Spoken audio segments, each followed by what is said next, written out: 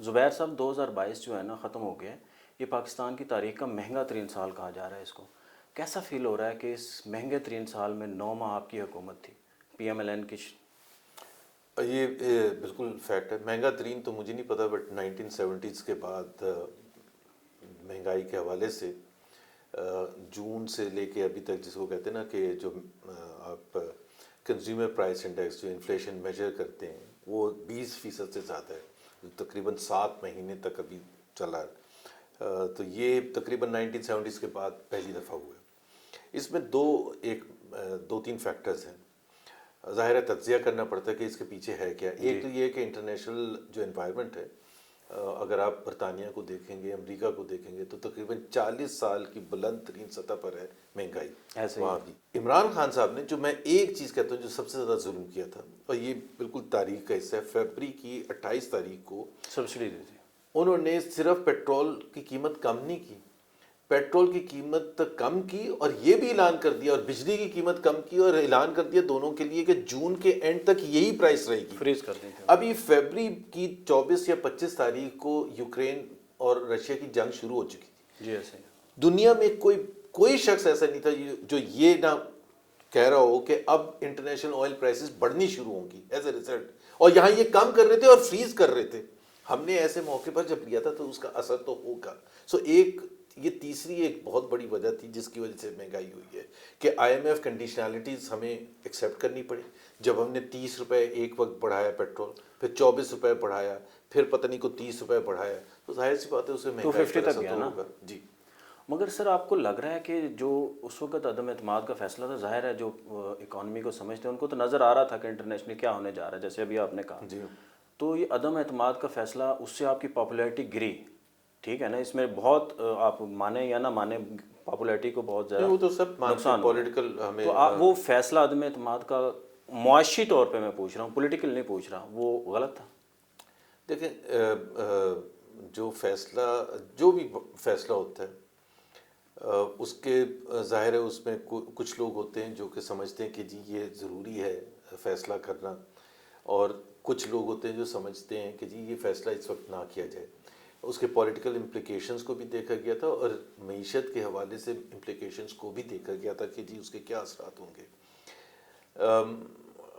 بہت سے لوگ بالکل یہ کہتے ہیں پارٹی کے اندر، پی ٹی ایم کے اندر، کہ جی اگر ہم نہ کرتے ووٹ آف نو کانفیڈنس تو عمران خان کی جو پاپولیرٹی تھی وہ تو دن بدن گر رہی تھی. گر رہی تھی. اور اس کا ایک مظاہرہ جو تھے، جتنے بھی بائی الیکشنز ہوئے تھے ایک سال میں 13، اس میں سے 12 پی ٹی آئی ہاری تھی. کینٹونمنٹ بورڈ کے ہاں الیکشن ایک دو بس بہت برے طریقے سے ہاری تھی. لاہور کینٹ کا الیکشن، پنڈی کینٹ کا الیکشن، پھر بلدیاتی الیکشن کے پی کا فرسٹ فیز جو تھا اس میں میئر کا الیکشن 3-4 وہ ہار گئے تھے، انکلوڈنگ پریسٹیجیس جو پشاور کا تھا. تو ان کی پاپولیرٹی گر رہی تھی. تو ایک یہ نتیجہ بالکل نکلتا ہے کہ جی اس کی پاپولیرٹی گر رہی تھی تو ہم نے اسی کو فائدہ پہنچایا، اور پھر اس کے جو معیشت پر اثرات ہوئے جس کا بوجھ ہمیں اٹھانا پڑا. اب یہ ظاہر سی بات ہے ہسٹری اس کو کیسے دیکھے گی، وہ زیادہ اچھا وہ آئی ایم ایف کا پروگرام تو ہم نے بحال کر لیا تھا اگست کے اندر، مگر اس کے بعد قسط بھی مل گئی. مگر اب پھر ایسا لگ رہا ہے جیسے تعطل آیا ہوا ہے، ایسے ہے کہ بات چیت نہیں ہو رہی. مفتاح صاحب کی اپروچ ڈیفرنٹ تھی، اسحاق ڈار صاحب آئے ہیں، ان کی آئی ایم ایف کو لے کے اپروچ بالکل ڈیفرنٹ ہے. تو آپ کو کیا لگ رہا ہے کہ یہ پروگرام، شبر زیدی صاحب کہہ رہے تھے یہ مارچ تک ان کا بورڈ ہوگا، تو آپ کو کیا لگ رہا ہے کہ یہ آئی ایم ایف کا بحال ہو جائے گا یا نہیں ہوگا؟ غلط کہہ رہے ہیں بالکل. وہ کیونکہ اگر وہ بورڈ ڈیلے ہوتا ہے تو ہمارے فائنینشیل حالات بہت خراب ہو جائیں وہ گے. غلط کہہ رہے ہیں، مارچ میں نہیں، جنوری میں ہو جائے گا. بٹ قطع نظر اس سے کہ وہ شبر زیدی کو چھوڑ دیں، بالکل ایک ایسا ہے جو مشکل ترین وقت ہے. کیونکہ آئی ایم ایف کا جس طرح ڈار صاحب کی اپروچ ٹھیک ہے آئی ایم ایف کو لے کے؟ دیکھیں، مفتاح اسماعیل نے ایک دفعہ انٹرویو میں جب وہ خود فائنانس منسٹر تھے تو انہوں نے یہ کہا کہ ان کی اور ڈار صاحب کی اکنامک فلاسفی مختلف ہے، اور اس میں کوئی حرج نہیں ہوتا. ایسے ہی ہے. مفتاح اسماعیل کا یہ تھا کہ جو آئی ایم ایف کہہ رہا ہے ہمارے پاس کوئی چوائس نہیں ہے اور ہمیں وہ کرنا ہے. ڈار صاحب کہہ رہے تھے اس تجربے کی بنیاد پر کہ جی میں ان کو منا لوں گا، بہت سی چیزیں ایسی ہوں گی جو سخت ہوں گی عوام کے لیے، اور میں کوشش کروں گا ایز مچ ایز پاسبل کہ وہ نہ امپلیمنٹ کرنی پڑے. تو یہ اپروچ کا فرق ہے. اب اس کو یہ کہنا کہ وہ صحیح ہے یا مفتاح اسماعیل غلط ہیں، میرا خیال ہے مفتاح صاحب پارٹی میں ہیں اس وقت؟ دیکھیں نا، یہ بھی میں کلیریفائی کر دوں، مفتاح اسماعیل کیا کہہ رہے ہیں؟ مفتاح اسماعیل کہہ رہے ہیں کہ جی IMF کے جائے بغیر گزارا نہیں ہے. ان کی باتیں مانے بنا بھی گزارا نہیں ہے. ڈار صاحب بھی کہہ رہے ہیں کہ جی IMF کہہ دیا، وزیر اعظم صاحب نے کہہ دیا IMF، تو IMF کے بغیر تو ہے ہی نہیں نا. کیونکہ اب IMF ایک بینچ مارک ہو گیا، وہ سرٹیفکیٹ ہے جو آپ لے کے پھر سارے ملٹی لیٹرل ایجنسیز، دوسرے فائنینشیل انسٹیٹیوشنز، فرینڈلی کنٹریز جن سے آپ کو ایڈ چاہیے، ان کو جا کے وہ سرٹیفکیٹ دکھاتے ہیں، دیکھیں IMF بھی ہماری بات مان گیا ہے اور اب ہم جو آپ کے پاس ہیں آپ ہماری مالی مدد کریں. تو یہ تو میں نہیں کہوں گا کہ کس کی اپروچ صحیح ہے یا غلط ہے. زر مبادلہ کے جو ذخائر ہیں سر وہ 5.8 بلین ڈالر کے اوپر آ گئے ہیں، اور ابھی ہم نے ایک ہفتے کے اندر $1 بلین دینا ہے، اور اگلے 3 مہینوں میں بھی ابھی ہم نے 8 بلین دینا ہے، 8.9 بلین ڈالر دینا ہے. تو کہاں سے دیں گے سر؟ اسٹیٹ بینک کے پاس تو بہت تھوڑے پیسے ہیں سر، اور دنیا ہماری کوئی ہیلپ نہیں کر رہی. ہماری دنیا ہیلپ نہیں کر رہی. دیکھیں میں ایک ڈفرینٹ بات کی اس پارٹی کے حوالے سے نہیں میں کہہ رہا ہوں کہ پاکستان کو اپنے جو ترجیحات ہیں نا، اس کو اگر پاکستان نہیں بدلے گا تو پاکستان کے لیے مشکلات میں اضافہ ہوتا جائے گا. معیشت سب سے زیادہ امپورٹنٹ ہوتی ہے. اب یہ ملک عوام کے لیے بنا ہے، یہ لڑنے لڑانے کے لیے نہیں بنا. فورن آفس کا کام ہوتا ہے دوستی بڑھانا، ٹینشنز کو کم کرنا. اگر آپ 4 میں سے 3 کنٹریز کے ساتھ دنگل کرتے رہیں گے، کوئی ملک، میں انجم آپ کو بتا دوں، کوئی ملک ایسا نہیں ہے جو نیبرز کے ساتھ ریجنل ٹریڈ کیے بغیر آگے چل سکتا ہے. ایسے اینڈ ہمیں یہ ایک عجیب ہم نے ماحول کریٹ کر لیا ہے، کیونکہ جو دادو میں اور لاڑکانہ میں اور مرید کے میں جو غریب آدمی بیٹھا ہوا ہے، اس کو 2 وقت کی روٹی چاہیے، اس کو اس کے بچوں کے لیے تعلیم چاہیے. ہم کہہ رہے نہیں ہم آپ کی یہ نہیں پوری کریں گے کیونکہ ہماری ترجیحات کچھ اور ہیں. ترجیحات نیشنل فیصلے وہ ہونے چاہیے جو آپ اپنی فیملی کے لیے کرتے ہیں اور اپنی بزنس کے لیے کرتے ہیں، وہ فیصلے صحیح ہوتے ہیں. شہباز شریف صاحب کی گورنمنٹ کر رہی ہے یہ فیصلے، کیونکہ جب پیٹرول تھا نا، جو برینٹ ہے وہ $123 پر بیرل تھا، اس وقت ہم 250 پہ بیچ رہے تھے. اب جو ہے وہ 76 تک گیا، 75 تک بیرل ہے، ابھی 80 کے قریب ہے، پھر دوبارہ چلا گیا ہے. تو ہم 215 کے اوپر بیچ رہے ہیں سر. تو ہم فیصلے کیوں نہیں پا رہے سر عوام کی بہتری کے لیے؟ آپ کو پیٹرول 200 سے نیچے آتا نظر آ رہا ہے. اس وقت تو جو سچویشن ہے ابھی بیٹلنگ فار سروائیول جس کو کہتے ہیں، تو وہ ایک دیکھیں مسئلہ کیا ہوتا ہے. ایک جو آپ نے پوچھا تھا نا کہ کیا حکومت لینی چاہیے تھی یا نہیں لینی چاہیے تھی، ایک بہت بڑا فرق جو ہے ہمارے حکومت میں آنے کا ورسز نارمل جو آتے ہیں، 5 سال کا ٹینیور پر آتے ہیں. ایک آپ کیمپین کرتے ہیں، آپ ایک مینیفیسٹو لے کے جاتے ہیں عوام تک، مینیفیسٹو اس کے بیسس پر پارٹی کو اگر ووٹ پڑتے ہیں تو پھر وہ آ کے وہ 5 سال کی بنیاد پر فیصلے کرنے شروع کرتے ہیں. اب یہاں یہ ہمارے لیے بالکل ڈفرینٹ تھا. یہاں ہمارے لیے زیادہ 1.5 سال تھا. اچھا اس میں بھی انسرٹنٹی تھی، جلدی عمران خان اوپر پریشر ڈالے ہوئے ہیں کہ جی جلدی الیکشن کروانا ہے، جلدی الیکشن کروانا ہے. تو ایک ہجانی کیفیت ایک طرف ہے اور ٹائم ہے نہیں. سو وی آر جسٹ بیٹلنگ کہ ہم پاکستان کو اس حد تک سہارا دے دیں کہ پاکستان میں جب تک الیکشنز ہوں تو تھوڑی بہت یہاں امپرومنٹ آ جائے.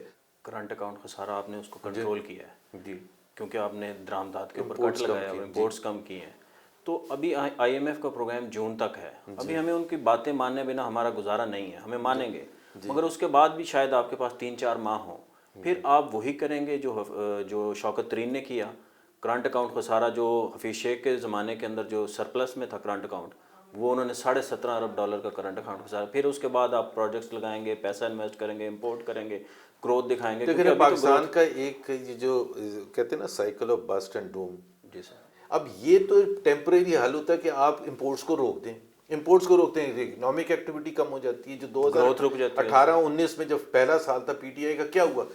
5.8% سے ترقی کی شرح گر کے مائنس میں چلے گئی.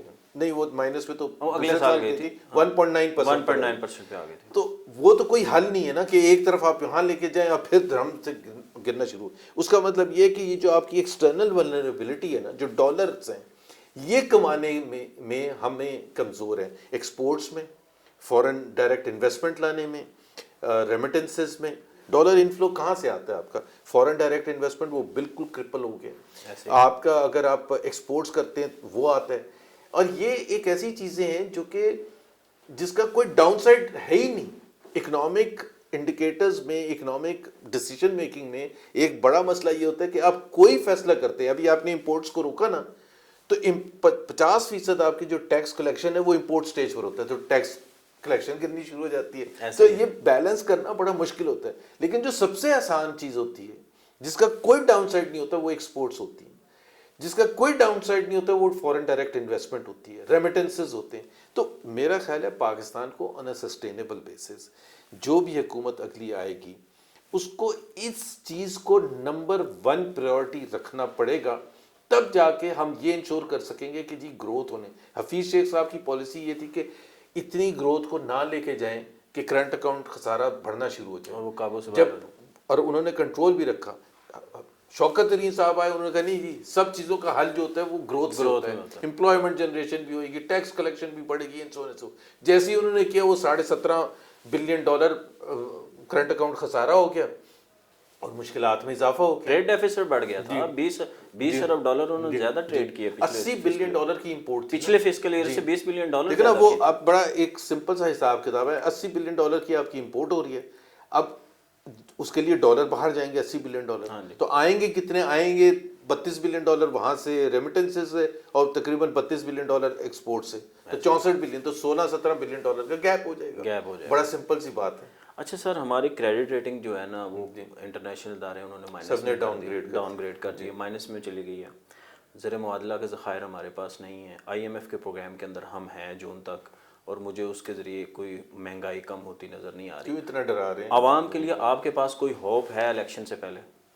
عوام کے لیے دیکھیں نا, ہمارے لیے ایک سب سے بڑی چیز جو ایک ہوتا ہے نا, ایک کرکٹ میچ ہو رہا ہوتا ہے, ٹیسٹ میچ, تو اگر آپ کی سچویشن بہت خراب ہوتی تو وہاں آپ ڈرا کرنے کی کوشش کرتے کہ کسی طرح سے 5واں دن گزار دیں اور بیٹنگ ایسی مشکل حالات میں کریں کہ آپ ہاریں نا. تو ایک وہ مختلف سچویشن ہوتی ہے, اور ایک ہوتی ہے کہ آپ وننگ پوزیشن پہ ہوتے ہیں تو وہاں سے آپ کہتے ہیں کہ ڈرا نہ ہو, ہم جیتیں, T20 بھی شاید بنانا پڑے.